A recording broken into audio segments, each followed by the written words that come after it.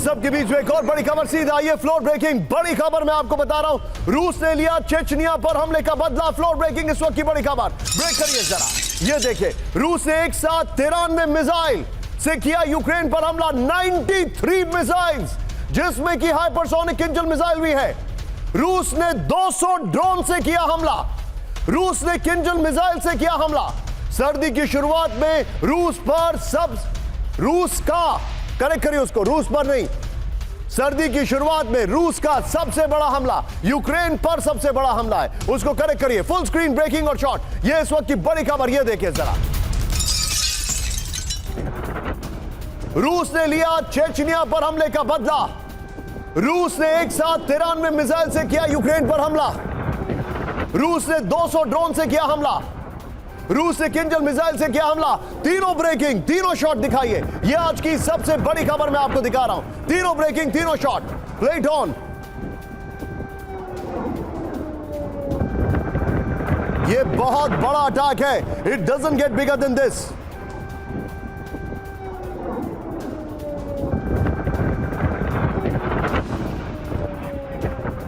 और अब इसी के साथ एक और बड़ी खबर मैं दिखा रहा हूं आपको। सीधा आइए, चौथी बड़ी खबर जो इस वक्त हमारे सामने आ रही है। रूसी मिसाइल से निपटने के लिए ज़ेलेंस्की ने निकाले F-16। पहली बार इस स्केल पर F-16 यूज किए गए हैं। देखिए जरा, ब्रेक करिए जरा, बड़ी खबर। यूक्रेनी F-16 से मार गिराया गया रूसी KH-55 555 मिसाइल, किंजल मिसाइल है जिसे कहते हैं। बड़ी खबर, रूस की 81 मिसाइलों को किया गया इंटरसेप्ट। ज़ेलेंस्की ने कहा यूक्रेन ने F-16 से मार गिराए 11 रूसी क्रूज मिसाइल। बड़ी खबर, यूक्रेन के आसमान में F-16 वर्सेस रूसी मिसाइलें। बड़ी खबर, फुल स्क्रीन ब्रेकिंग और शॉट, ये इस वक्त की बड़ी खबर मैं बता रहा हूं। रूसी मिसाइल से निपटने के लिए ज़ेलेंस्की ने निकाले F-16। ये है किंजल मिसाइल का लॉन्च, फर्स्ट ऑन TV9 है।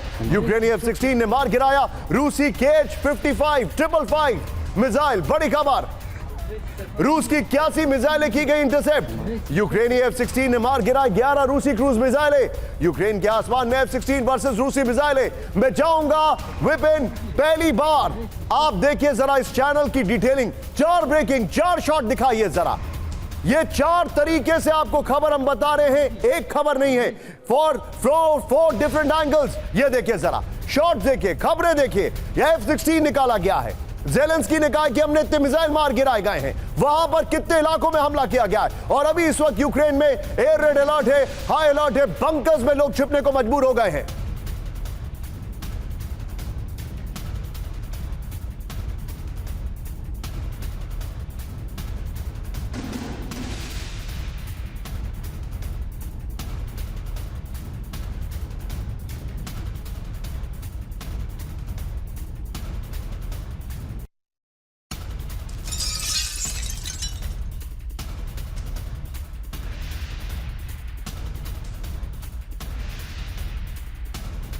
आइए, इस वक्त की बड़ी खबर मैं आपको दिखा रहा हूं। ये देखिए जरा, चारों ब्रेकिंग, चारों शॉट दिखाइए जो मैं आपके सामने दिखा रहा हूं। ये इस वक्त की बड़ी खबर, चारों ब्रेकिंग आपके सामने आ रही है। किस तरीके से ये हमारे पास फैक्ट्स है। पूरे यूक्रेन में हमले का रेड अलर्ट, कीव, ओडेसा, लवी, चेरकासी पर हमला। एक साथ 93 मिसाइलों से हमला किया गया है। पहली बार F-16 निकाले गए। चारों ब्रेकिंग, चारों शॉट। और सीधे चलिए, मेरे साथ इस वक्त जनरल शंकर प्रसाद सर मौजूद हैं। सर, मैं आपसे क्विक रिएक्शन लेना चाहूंगा। ये बहुत बड़ा अटैक है सर, बहुत बड़ा। Imagine sir, 200 drones, 200 big drones और उसके अलावा 100 के आसपास मिसाइलें, जिसमें किंजल मिसाइलें हैं। सर, मुझे ऐसा लगता है अब पुतिन ने अब सिग्नल कर दिया, now this is enough. What is your take? सिर्फ सर को दिखाइए, मुझे हटा दीजिए कुछ क्षणों के लिए। आपने बिल्कुल ठीक कहा, मैं आपसे 100% सहमत हूं। इस समय जो ग्लोबल सिचुएशन चल रही है, चाहे आप मिडिल ईस्ट में देखें, चाहे आप यूरोप में देखें, रशिया में देखें, it is becoming difficult by the day. आज की तारीख में मैं समझता हूं कि Russia versus the NATO forces and America इस सबसे वर्स्ट स्टेज पे पहुंच चुकी है। इसके कई एक रीजंस हैं। सबसे बड़ा रीज़न तो ये है कि जिस प्रकार से नाटो की तरफ से स्टेटमेंट्स आ रहे हैं कि लड़ाई की तैयारी कीजिए, हमें तैयार होना है, अभी हम कमज़ोर हैं, we are not capable of taking on Ukraine as yet. दूसरा, उधर से अमेरिकन प्रेसिडेंट कहते हैं हम इस वॉर को रोकना चाहते हैं, लेकिन बीच में वो कहते हैं चुप भी हो जाते हैं। तो उनकी तरफ से भी क्या एग्जैक्ट एक्शन होगा वो क्लियर नहीं है। सो इस समय अगर आप इसी चीज़ को एक दफ़ा 2 मिनट के लिए इस मिडिल ईस्ट में भी ले जाएं तो रशियन फोर्सेस का, आपने परसों में मुझसे पूछा था कि वहाँ से जहाज़ अपने क्यों निकाल के इजिप्ट और लेबनान में लीबिया में भेज दिए। अब समझ में आ रहा है कि वहाँ पर भी अमेरिका का उस पर कुछ एक्शन हो सकता था to make some destruction on the Russian navy. So therefore दोनों लड़ाइयाँ एक तरह से जुड़ रही हैं। इस समय world is going through the worst period of heading towards a major conflict in the world, both in Europe as well as in Middle East.